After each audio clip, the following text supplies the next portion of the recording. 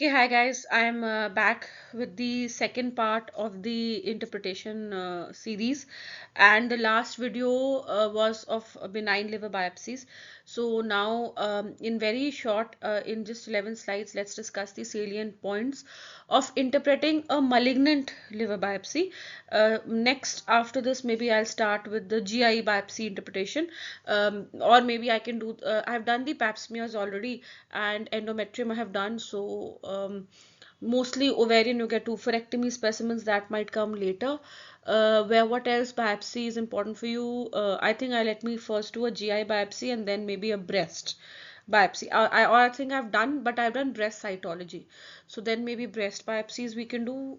Then I'll keep seeing what is more important for you, exam wise, practical wise, or what cases do you get more frequently. So without wasting any more time. So we had already done the biopsy series in the benign liver biopsy series. I had already explained to you that what important points you need to take care of when you are assessing a liver biopsy, like the adequacy of a liver biopsy, whether it is a core biopsy or it is a wedge biopsy. There are a lot of things that you have to see, the number of portal tracks that are there in the biopsy. All that I have already taken in the previous lecture. See, mostly when you are coming to a full-blown liver malignancy, if it's a full-blown hepatocellular carcinoma, or even if it is a hepatoblastoma in pediatric cases, that adequacy thing then becomes secondary because the architecture is totally gone, as compared to a benign lesion where even if it is a cirrhotic nodule you might see some portal tracks. If it's a malignancy and you're seeing the malignancy, then you cannot call it inadequate. Fine. So that takes you, so as in your practical life, you have to see what takes precedence over what. Having said that, so if I give you for a spotter, for instance, if I give you a liver a biopsy slide, and this holds true for all biopsy slides, not only for liver biopsy, you need to identify the area from which the specimen has been, the biopsy has been taken. So for your exams, you'll always and always get, should I say, a biopsy tissue with some normal area. So if you're getting a RCC, you'll get some normal kidney. If you're getting a HCC, you might get some area of a normal liver, only as when you are giving those slides as spotters for you to recognize where the tissue is from.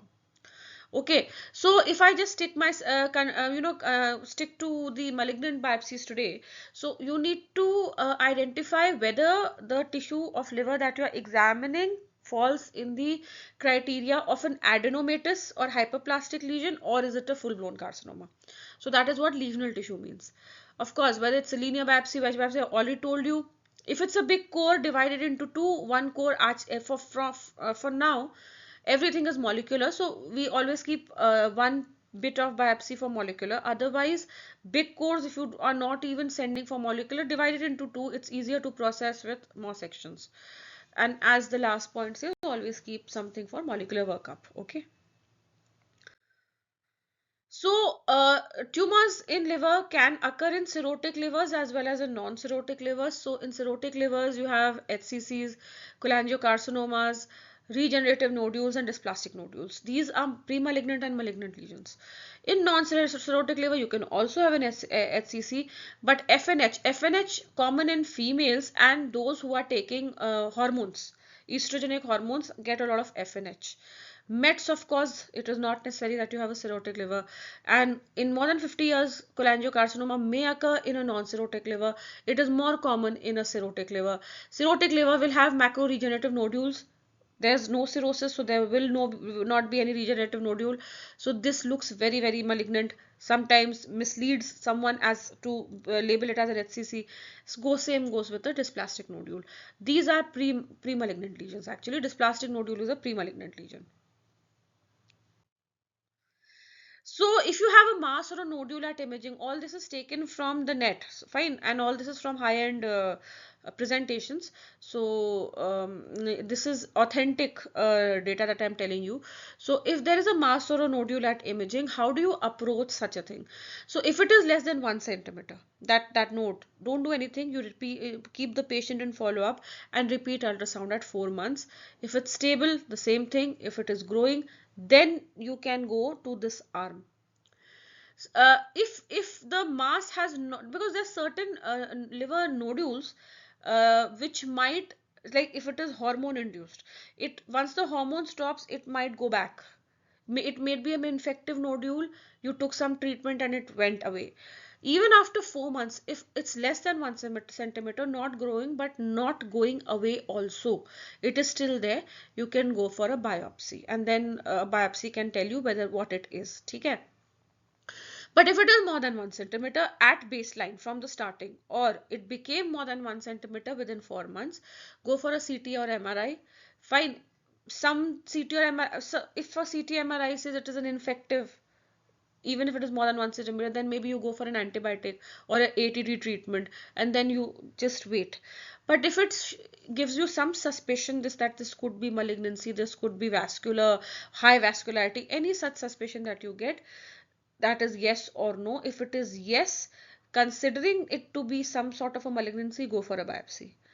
If the CT, MRI or enhanced MRI does not tell you exactly that it's a malignancy, then of course it has given other multiphasic modalities, or what you can do is just go for a biopsy.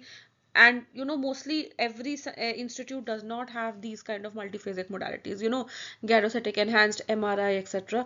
We just, if it's more than 1 centimeter, PET CT is suspicious, just go for a biopsy. You don't need to remember too much. Okay.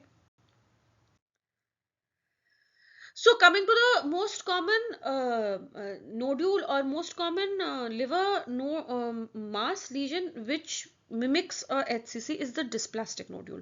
Now dysplastic nodule is always formed in a cirrhotic liver, where the regenerative nodule has some, later on, develops dysplastic features. Now this what happens is there is loss of architectural pattern. There are nodules which are having confluent hepatocytes, and that architecture hexagonal wala, that liver loses in that area. But that the thing is, the dysplasia is in the hepatocytes. Okay. Also, there is this concept of that mostly the sinusoids and the triads have paired arterioles, but whenever it becomes dysplastic or malignant, this becomes a single vessel. Okay, this is neovascularized single vessel. So morphologically there are two types: large cell and small cell subtype. The small cell has very uniform small round small looking cells, not small round cells. The hepatocytes are very small and innocuous. The large cell shows large, a little pleomorphic hepatocytes. Then there is increase in single vessel arteries within that nodule which is dysplastic. Small cell change will have more higher NC ratio, large cell will be more pleomorphic. That architecture of that particular area is lost, so loss of reticulin, and this occurs on a background of cirrhosis. So see, this is a nodule, this is some fibrinous material, and can you see pleomorphism? This is large cell change. And over here you can see that here there's no reticulin, then there's reticulin. So there's loss of reticular architecture. But if you see over here, it is one single nodule, and then there is nothing. And then this is HCC. In HCC you see diffuse effacement, similar looking cells, diffuse effacement, and then of course complete loss of reticular architecture. Here it is a architectural disarray. Individual cell plate is 4 to 5 layer thick. Okay, so this is the difference between dysplastic nodule versus an HCC, where 3 to 4 layer thick, more than 4 layer thick, some architecture retained, complete loss. It's more a nodule, it is more of a diffuse involvement. So this can progress into this. Okay. HCC, of course, I showed you thickened trabecularly single arteriole, marked dysplasia, and complete loss. Steatosis might produce such nuclear features that you might think that it is a HCC, so you have to be very careful in interpreting. Of course, it's three types: well, moderate, and poorly differentiated. And these mutations, you need to know. There are other subtypes, Keras, Steato. That when I was there, there were like 8 or 9 subtypes. There are more. So fibrolamellar variant, macrotrabecular, big trabeculae are there. Steatohepatitis, I told you. Steatotic hepatitis confuses with a steatohepatitic subtype of HCC. Again, go for nuclear feature and single arteriole and loss of reticulin architecture. And then serous subtype, and you need to know the TSC mutation is in serous, steatohepatic has IL-6, macrotrabecular P53, and PRK ACA in fibrola. You should need to remember this, okay? So here are a lot of variants. See that this kind of acini formation is very characteristic of an HCC. Then there's IHC for HCC over here. And you see at lower power, the complete architectural effacement is there. There is no that hexagonal lobes or portal trad, nothing at all. So this is a very big indicator of it being an HCC. Okay. Fibrolaminar variant looks pigmented blackish mahogany type. Lot of fibrosis with these very very atypical cells, CD6, CK7 positive. Just another particular variant, that is why I've shown you. It's asked quite commonly in the Viva. Okay.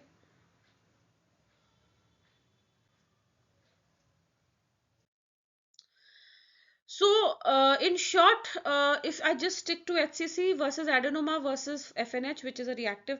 Now, for instance, for FNH, you will get just a nodule of benign looking hepatocytes. For adenomas, they will be divided by fibrous bands. So, fibrous band with large arteries only in FNH, not in HCC or adenoma. Isolated naked arterioles in HCC, just forget that, not in adenoma mostly. FNH not at all, because it is a benign estrogenic induced nodule, will go when the estrogen goes. So in adenomas, again, the trabecular or FNH, it is 1 to 2 cell thick, but in HCC it is more than 3. And then the dysplastic nodule is a precursor of HCC. So all these things will be there in dysplastic nodule, which you need to differentiate from an FNH or an adenoma. Adenoma is 3 types: HNF1 alpha, inflammatory, beta-catenin. Of course, you can go in detail of individual, but remember, adenoma is a nodule. There may be single arterioles in it, no thickened fibrovascular bands. FNH has fibrovascular bands, double arterioles, and HCC has more plate thickness. Adenoma and FNH are thinner plates, normal plates. So this is in short the malignant liver lesions. I've already taken benign. You can go and check out on my channel, and I will meet you next month with let's see, maybe breast or gut biopsies. Okay, thank you, and I hope this was of some help.